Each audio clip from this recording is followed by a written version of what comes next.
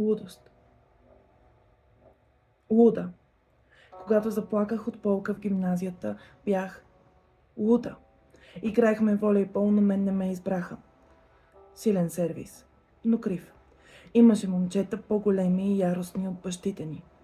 Момичета, които изглеждаха по-отекчени от майките ни в събота вечер пред телевизора. Аз седях и кротко чаках реда си. Миг по-късно чаках болката да спре.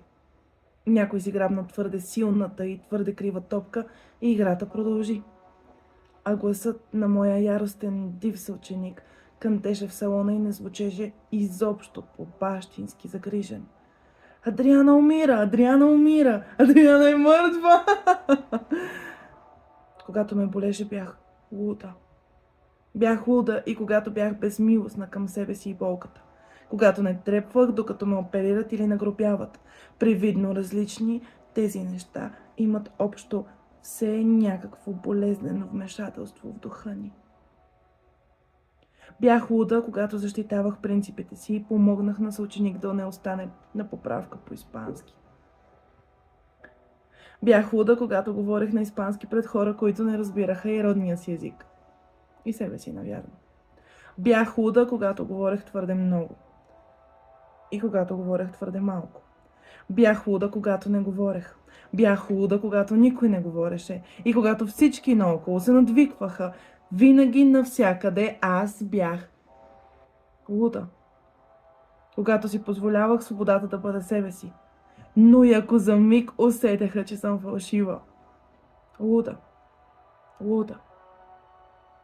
Луда. Бях луда на шега и твърде наистина. Лудетина, луда глава, луд човек и луда жена. Еманация на лудостта.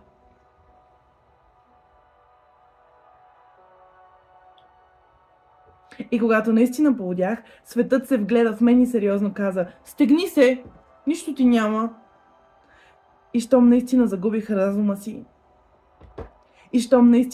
разума си, плесницата се завъртя по бузите ми, да избърше сълзите ми и обществото ядосано се развика: "Я по-сериозно, да не си луда!" И щом вече не различавах болката от себе си и смисълът загуби очертанията си, разтворен в лудостта, приятелите ми изпищяха: "Слез оттам, луда ли си?" И докато падах и не бях луда, в най-красивия си и отчаян полет си прошепнах: "Смъртта лекува всичко." Докато умирах за пореден път в мислите си, някой ми съскаше: "Това е добре за начало." После гласът му спря да говори и започна да кънти, като яростта на баща, като умората на майка. После гласът му стана гласове. Накрая гласовете се превърнаха в тъмната, тиха бездна на малката стая с бели стени и решетки на прозорците. Малко след това докторът попита: "Още ли чуваш гласове? Или вече почна да се разбираш с тях?" Малко след това докторът попита: "Още ли те мъчат гласовете? Или вече почна да се разбираш с тях?"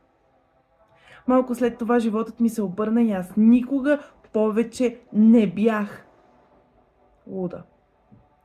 Не само това. Оказа се, че никога не съм била. Всички наоколо явно се договориха за своята собствена споделена масова психоза. Адриана не е луда. Адриана никога не е била луда.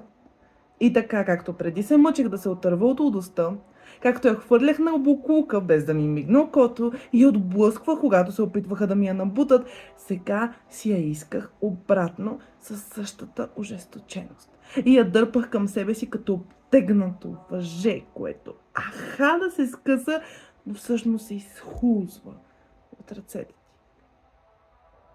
Обаче си я взех. Не съм спирала да я взимам вече близо десетилетие. Всяка сутрин нагладно. Всяка нощ преди лягане. Защото наистина лудите сме живи. Наистина съществуваме. Има ни. И нощем сънуваме най-грозните и аморфни кошмари, а денем се къпем в лъчи от пороци и кави, стомасите ни са пълни с отровни цветя и радост. Вървим по улиците сред вас, нормалните, наспалите се, чистите, смелите, безгрешните, ведрите, несломените, спокойните, честните, щедрите, здравите, свестните. С глави в небесата и нозе едва докосващи земята. Вървим и сме господари на лудостта си. Ние притежаваме безумието си и е чест да носим короната на недъзите си. Голи, но истински и уверени. Като крале, които само едни други могат да си видят голотата, и като ангели, които само за ангелите имат криле. А вие, за които бях луда и не бях луда, удобно си плувате по течението без капка усилие и ако стигнете на грешно място или твърде късно, казвате, че е виновна водата. Потокът е виновен и гравитацията. Времето, което всичко лудува и кривата топка твърде мека, твърде твърда. Но всъщност и вие, като сервиса ми, сте силни, но криви. Твърде криви. Но и вие сте живи. Наистина съществувате и ви. Благодаря за което, защото без вашето черно-бяло и моето шарено, аз нямаше да знам, че не красотата ще спаси света. Нито давещите се спасяват с ръцете си себе си. Лудостта лекува всичко. И Адриана е луда. Адриана е по-луда от всякога.